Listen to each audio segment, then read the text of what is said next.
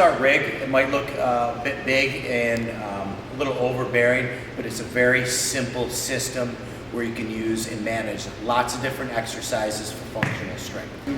Okay, some of the things that we can use here are our cables. These easily attach with a overhanging strap. Also, we have our TRX, and those are a body weight exercise that you can manipulate many different ways. Easy way to attach these is with our straps.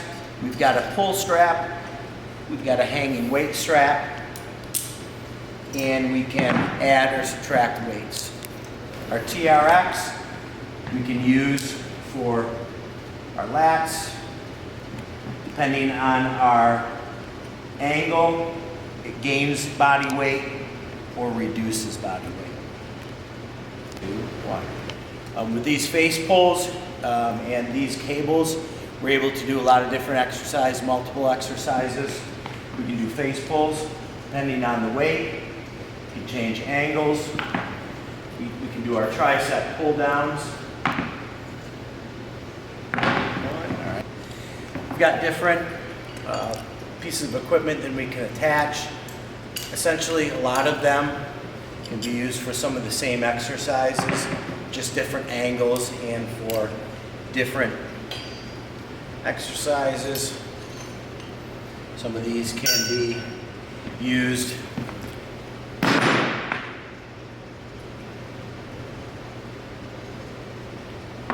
one thing we want to make sure of is safety. So we never want to undo these with weights. We're going to make sure they don't fall down.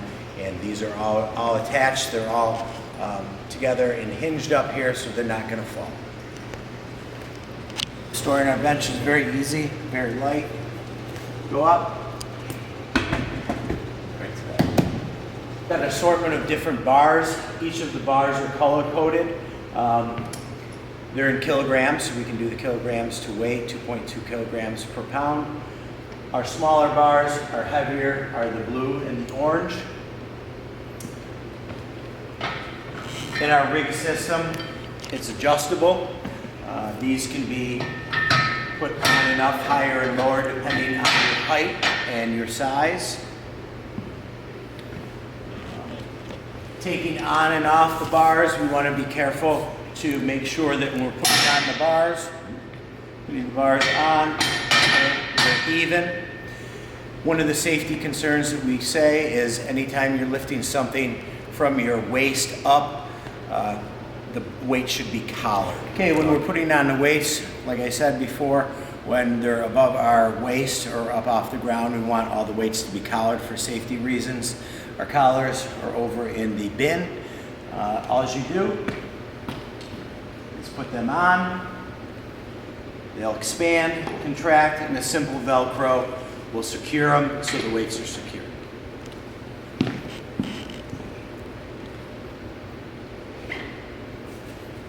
When we're setting up our squat rack, we want our bars to be perfectly parallel.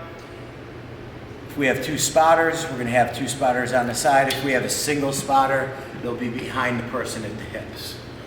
Adjust the bar. If there's any safety concerns, or if we're falling forward, we have our racks at the bottom here for safety. It's not going to fall down and injure anybody. Our trap bars, what we're going to do is we're going to hold this up vertically.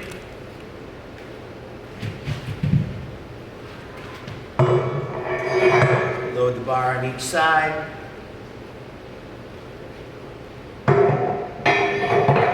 Then we're going to roll it forward, handles up. We can stand inside our trap bar, do our deadlifts.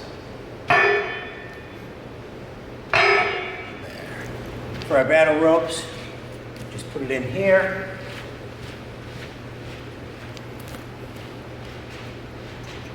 Right, nice and straight.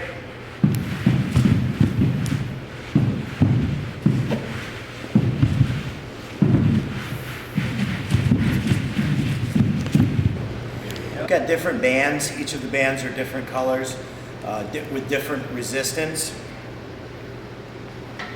Bands can be used on the rig to assist and for functional movement and functional strength exercises.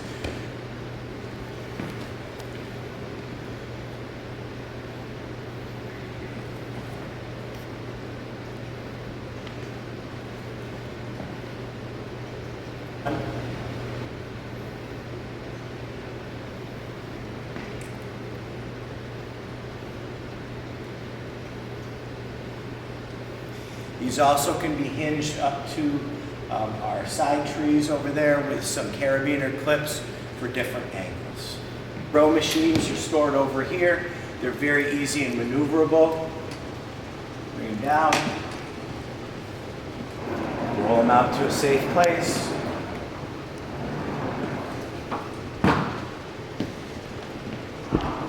We're going to sit in the seat. We're going to lock our feet in. Pull our straps, grab our rower, row away. After you're done using any equipment, make sure you spray the rag, not the equipment. We're going to talk about the reverse hyperextension machine. This piece allows you to train your lower back without loading your back up with weights, without overloading your spine. It actually is going to traction your lower back, help get blood and fluid into your lower back. It's going to kind of gently stretch your lower back at the bottom of the lift. This reverse hyper is unique in the fact that there's really nothing you can do to mimic this. People try to like hop up on a table or hop up on a bar, or they try to set something up at their gym, but you really can't mimic it unless you actually have one. So Jesse is going to demonstrate how to execute this exercise. So this is the strap model. You're just going to go ahead and step in the strap. Make sure you're nice and even. You're going to just kind of jump up to about hip level. Make sure you grab onto the bar. Make sure your back is nice and flat. And just go ahead and begin. It's very crucial that you control the weight. And you can see how much his spine is moving here. His lower back is moving. Everything else is neutral. We see a lot of people doing a lot of weird stuff with their head. That's a little excessive. You want the arching to come from here, from the mid to lower back. There's no reason to be moving your neck around too much. You want to control the weight, control those weights with your butt. And you want to try to get your feet to swing under the machine as much as possible, and on the way back up, almost try to pause it so that way you're controlling it throughout the whole range of motion.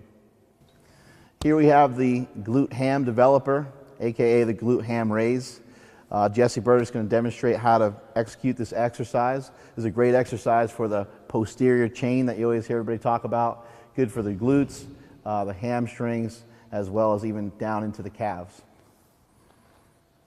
One of the keys to setting up on here with the way that we do it is to try to make sure that your knees kind of fall through a little bit. You can kind of see that here. His knees are falling through the pad.